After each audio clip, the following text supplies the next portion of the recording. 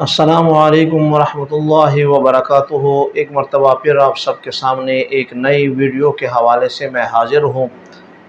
آج اس حوالے سے آپ کو ایک اہم بات بتانی ہے کہ دم کرنا کیسا ہے۔ دم کرنا کیسا ہے؟ بخاری شریف کے اندر حضرت عبداللہ ابن عباس رضی اللہ تعالی عنہما سے روایت ہے کہ پیارے محبوب علیہ السلام دم کیا کرتے تھے۔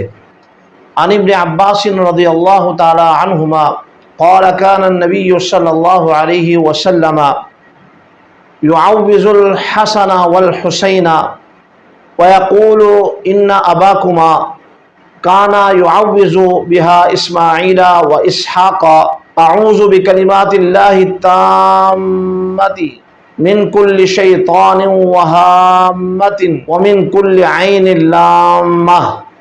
یہ کلمات، ان کلمات کے ذریعے سے نبی پاک علیہ السلام حضرت عبداللہ ابن عباس رضی اللہ تعالی عنہما یہ روایت کرتے ہیں کہ پیارے محبوب علیہ السلام حضرت حسن اور حسین رضی اللہ تعالی عنہما دونوں کو ان کلمات کے ذریعے سے دم فرمایا کرتے تھے، اور آپ یہ بھی ساتھ فرمایا کرتے تھے کہ آپ کے والد حضرت ابراہیم علیہ السلام اپنے دونوں بیٹے اسحاق اور اسماعیل علیہ السلام پر ان کلمات کے ذریعے سے دم کیا کرتے تھے۔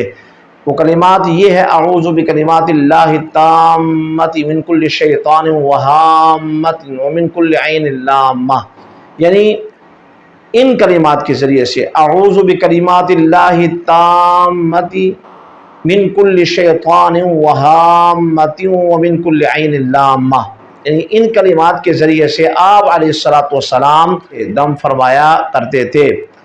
ان کلمات کا ترجمہ یوں ہے کہ میں اللہ تعالیٰ کی مکمل کلمات کے ذریعے سے ہر شیطان و جاندار، ہر ضرر رسا کی نظر کی شر سے میں پناہ مانگتا ہوں۔